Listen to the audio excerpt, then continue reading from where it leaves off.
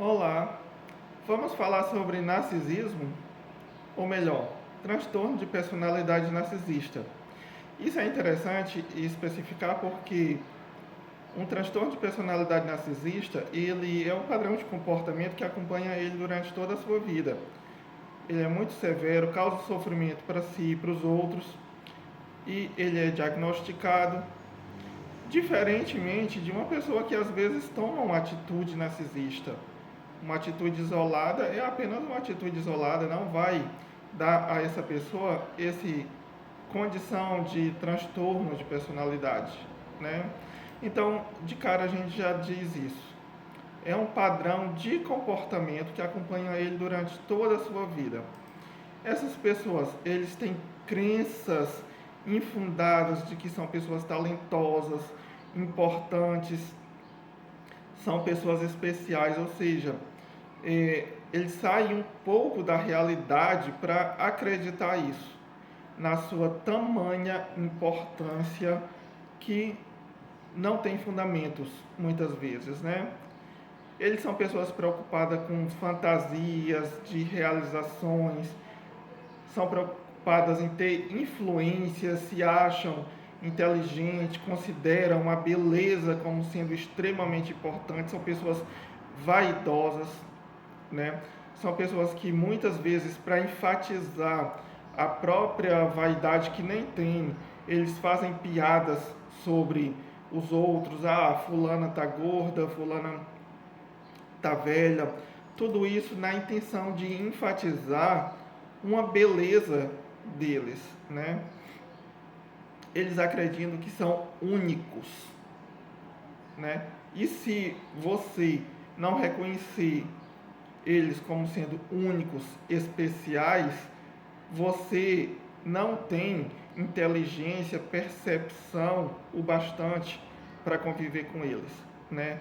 É tão importante para eles se sentirem únicos, especiais, que se você não reconhece isso, é você que não é, né? Tudo isso revela a necessidade de serem admirados. São pessoas que querem validação. São pessoas que querem adoração a qualquer custo. É muito importante você adorá-los, admirá-los. Muitas vezes eles nem se consideram como sendo uma segunda importância na vida de alguém, né? Por exemplo, às vezes a relação deve se direcionar para alguém da família deles, como sendo mais importante, mas eles têm que ser a estrela, né? Por exemplo, numa festa de aniversário em que um parente próximo deles, por exemplo, é o aniversariante, eles sofrem muito, porque ali ele não é o centro da atenção, ele não é a pessoa que vai apagar a vela. Então, essas situações em específico que deixa eles em segundo plano de importância, eles sofrem muito, porque eles não são admirados. E isso é uma necessidade deles, né? Eles têm crenças infundadas sobre merecimento. Se consideram muito merecedores. São pessoas altamente dignas de atenção, de merecimento e tudo. Muitas vezes nem estão dispostos a pagarem o preço por isso. Por exemplo, não são bons filhos, mas querem ser adorados como bons filhos. Não são bons maridos, mulheres, esposas, mas querem ter aquela imagem de merecimento, de bons maridos e esposas. Não são boas mães ou pais, mas querem essa imagem a qualquer custo, mesmo que não esteja disposto a pagar o preço, né?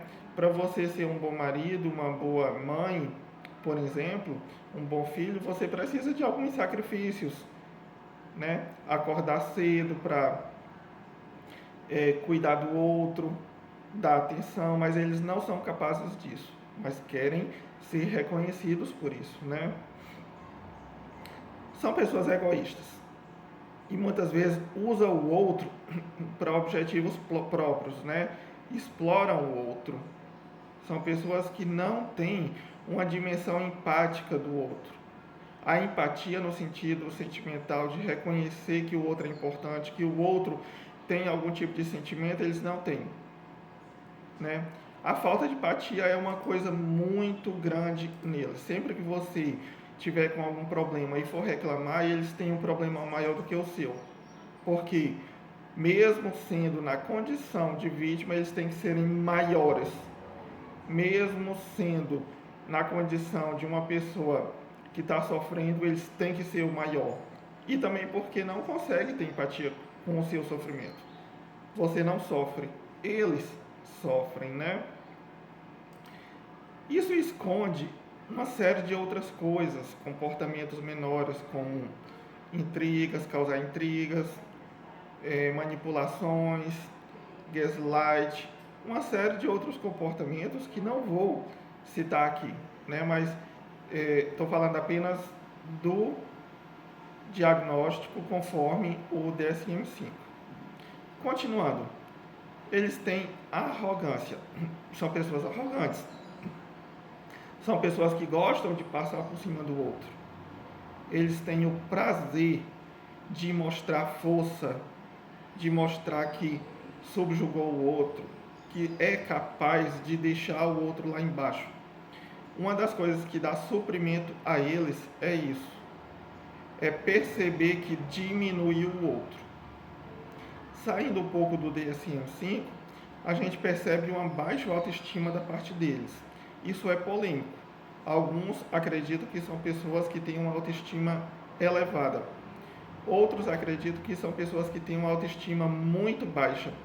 E quando eles precisam passar por cima do outro, é para amenizar esse sentimento de inferioridade que eles têm. Todos esses comportamentos acompanham eles durante toda a sua vida, desde adolescência à vida adulta, e são pessoas que não têm muito o que se recuperar. É um padrão de comportamento. A psicoterapia, nesse caso, não é o mais indicado na mudança de comportamento dessas pessoas, mesmo porque eles não têm tanto interesse em ficar fazendo terapia para melhorar esse comportamento. Então é isso. Alguns dos sintomas, conforme o DSM-5, para diagnóstico de transtorno de personalidade narcisista. Lembrando que nenhum diagnóstico é dado de forma indireta, sem avaliação do paciente. Apesar de descrevermos esses sintomas, a gente não pode sair por aí diagnosticando sem uma avaliação criteriosa.